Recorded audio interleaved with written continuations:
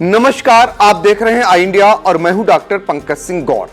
कासगंज की अधिवक्ता मोहिनी तोमर हत्याकांड के मामले में उत्तर प्रदेश के वकीलों में अब आक्रोश बढ़ता जा रहा है। प्रदेश के कई जिलों में वकील सड़कों पर उतर गए हैं। कहीं मानव श्रृंखला बना रहे हैं तो कहीं सत्याग्रह कर अपना विरोध दर्ज करा रहे हैं तो कहीं हाईवे जाम कर रहे हैं।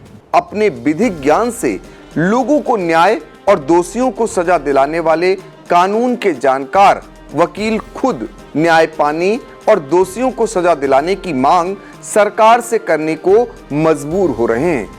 मोहिनी तोमर हत्याकांड के बाद एक बार फिर वकीलों की पुरानी मांग एडवोकेट्स प्रोटेक्शन एक्ट लागू किए जाने की मांग भी जोर पकड़ने जा रही है। शनिवार को सीतापुर समेत यूपी के कई जनपदों के अधिवक्ता सड़कों पर उतरने की तैयारी कर लिए हैं। Bar council of Uttar Pradesh के आह्वान पर वकील प्रदर्शन कर अपनी मांगों का ज्ञापन भी सौंपेंगे।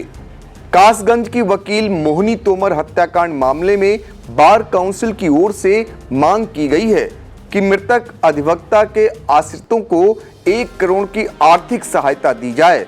मुलजिमानों की 24 घंटे के अंदर गिरफ्तारी सुनिश्चित हो और प्रकरण का खुलासा करने के साथ ही एक मृतक आश्रित को सरकारी नौकरी दी जाए। इसके साथ साथ एडवोकेट प्रोटेक्शन एक्ट को प्रदेश में लागू किया जाए। अब आइए पहले आपको बताते हैं कि कासगंज में वकील मोहिनी तोमर हत्याकांड का मामला क्या है। दरअसल कासगंज के रहने वाले ब्रजतेंद्र तोमर की पत्नी मोहिनी तोमर कासगंज जिला सत्र न्यायालय में वकील के तौर पर कार्यरत थी।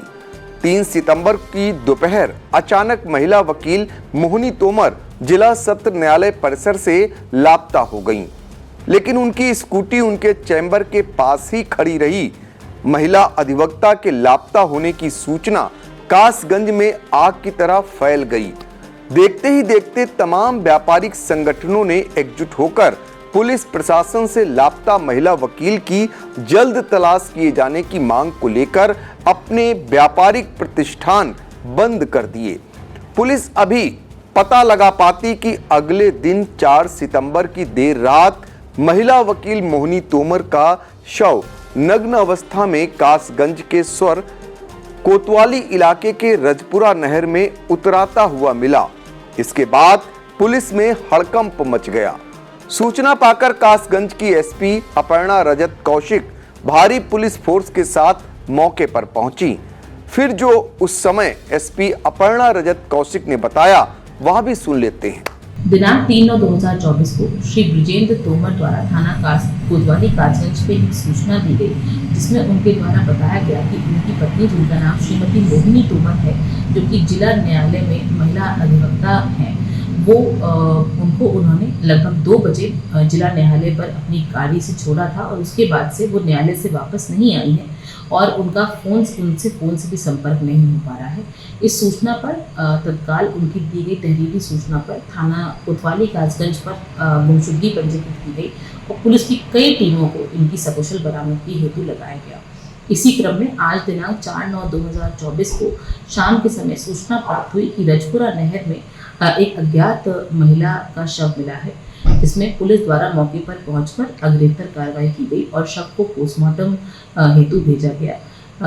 श्री ब्रजेंद्र तोमर द्वारा इसकी शिनाख्त अपनी पत्नी के रूप में की गई है और इसमें शव का पोस्टमार्टम करवाते हुए अग्रेतर वैधानिक कार्रवाई की जा रही है। महिला वकील मोहिनी तोमर के पति ब्रजतेंद्र तोमर ने इस मामले में 6 लोगों मुस्तफा कामिल, असद मुस्तफा, हैदर मुस्तफा, सलमान, मुनाजिर रफी, केशव मिश्रा के खिलाफ एफआईआर दर्ज कराई है, जिनमें कुछ वकील भी हैं। उनका आरोप है कि योजनाबद्ध तरीके से मोहिनी तोमर को किसी व्यक्ति के माध्यम से न्यायालय परिसर से मुख्य गेट के बाहर बुलाकर उनका अपहरण कर लिया और अज्ञात स्थान पर ले जाकर हत्या करवा दी।